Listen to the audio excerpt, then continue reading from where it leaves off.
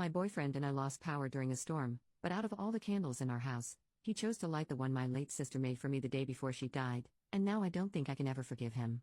I, 24F, need to start with some background about my sister. 2 years ago, my sister was unalived in a car accident. She was riding with a friend to the mall, the friend's parent was driving, and teenage boy plowed through a red light while texting on his phone and hit the car my sister, Carrie, was in. Carrie was killed instantly and her friend, June, was in a coma for 3 weeks before her parents took her off life support. When Carrie passed, I was devastated and angry and just not in a good place. Carrie and I had been extremely close. Despite a 7-year age gap between us, we enjoyed a lot of the same shows, we went to concerts together, we volunteered together, and I took it upon myself to guide Carrie like any big sister would do. Our parents were extremely busy with work most days, and Carrie and I would often cook together and do crafts when we weren't too busy with schoolwork. Carrie wanted to be a NICU nurse when she grew up, and I helped her find a volunteer position at a local hospital to help get her gain some experience being around patients. In short, Carrie was my sister and best friend, and when she passed, I was a mess. The last craft Carrie and I made together was a set of candles. We bought the wax at a local craft store and we both made each other a candle and decorated the jar it was in. That was the day before she was unalived. At her funeral, Carrie was buried with the candle I made her. The candle Carrie made me sits on my desk next to my favorite picture of her and I together at the beach. Or it did, until last week. Now some background about my boyfriend, 27M. I met my boyfriend about a year and a half ago, about 6 months after Carrie passed. I wasn't looking for a relationship, I was still grieving my sister's death. But Eugene came along and it was love at first sight. He was extremely supportive, let me cry on him when I needed to, didn't push me into getting over grieving or anything. He was extremely gentleman about everything and very, very patient. After 6 months of seeing each other pretty regularly, we decided to make it official.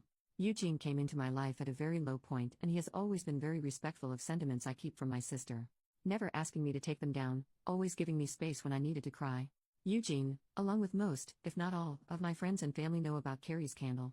There was a point after she died where I would take the candle with me everywhere out of fear that someone might light it, or steal it, or who knows what. The point is, that candle was and still is a very important part of my life and something that my sister made for me and me alone. When Eugene and I moved in together about 4 months ago, I packed away most of the reminders of my sister and put out the candle and picture on my desk. I felt that this was a huge step because when I'd lived just by myself I had pictures everywhere and a few knickknacks laying around from my sister. I wanted to make Eugene and I's home our home with just a small part of my sister there.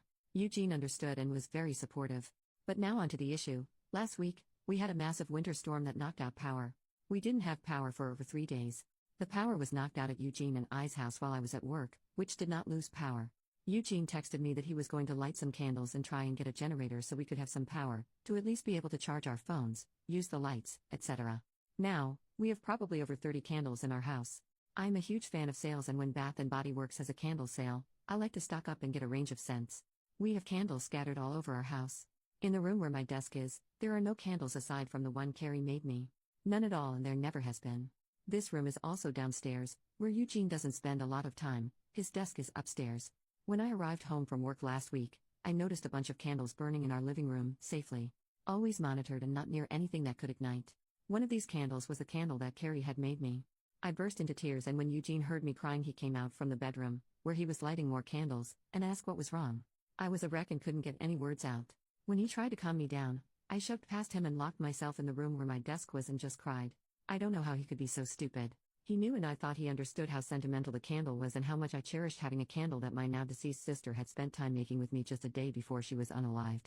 I haven't been able to speak to Eugene since it happened, Tuesday of last week. He has tried to explain why he did it, because he needed candles to be able to see, but I just can't wrap my head around it. He hadn't gotten into the large candle stash I have upstairs right by the living room where Carrie's candle was, but went downstairs, out of the way to grab the most sentimental, cherished item I have.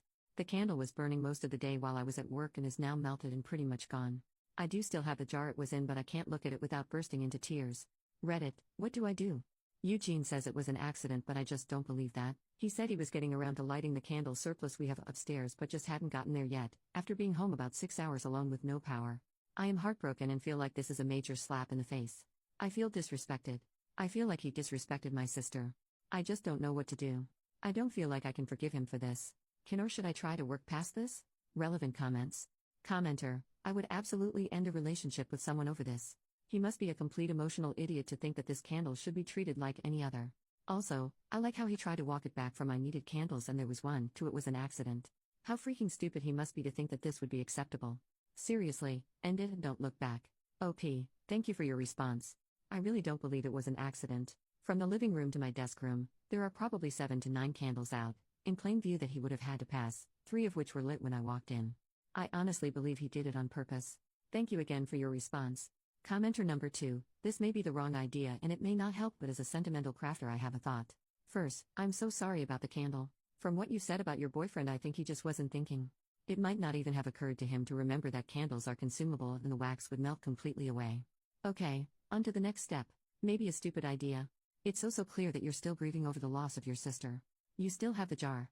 On her birthday, or the anniversary of her death if that feels right, make a new candle in the jar. Pick her favorite color or something. When you make the candle, pour in all of your love for her along with the wax. Focus on that love when you're pouring. Think of the new candle as containing all of that love. Think of it now as something you made together. She made the vessel, you made the love. Just a thought. Maybe cheesy and stupid. But maybe not? OP, I actually teared up at work reading this. I never thought to make a new candle? I really appreciate the idea and will definitely think about it. She made the vessel, you made the love. That really got to me. I am not over losing her because she was that one constant happy in my life and it's been hard. I will definitely consider a new candle to show my love for her. Commenter number 3, has he apologized sincerely or just blown it off? The magnitude of his remorse should be your guide in how to take this. If he was just an absent-minded dolt, yeah, a mistake. But a more deliberate action would have him showing little to no remorse. OP, he actually has not apologized but instead tried to defend his actions by saying he needed the candle for light and then moved on to saying it was an accident. But thinking back, I don't think he has apologized for it at all. Update, 20 days later, a few people have PM'd me in recent days asking for an update, so here it goes. My original post was the day before Thanksgiving. Eugene and I had planned to spend Thanksgiving with my parents, but that did not end up happening. On my way home from work, I stopped at a local craft store to pick up supplies to make a new memorial candle for Carrie. Thank you to that one commenter for the amazing, heartfelt suggestion. My parents and I spent a day remembering Carrie and making a new candle using some of the wax from the original candle. I also ended up purchasing a locket and having some of the remaining wax from the candle put inside it and the locket welded shut by a friend. On the evening of my post original, I got home and Eugene said he wanted to talk. I agreed we needed to clear the air before Thanksgiving, so we sat in the living room and started to talk. I was not ready for what he told me. A few commenters from my original post seemed to hit the nail on the head in a way.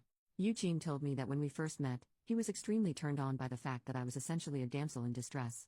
I just lost my sister recently, I was in a massive depression, I wasn't myself. And that turned him on both intimately and in a protective way.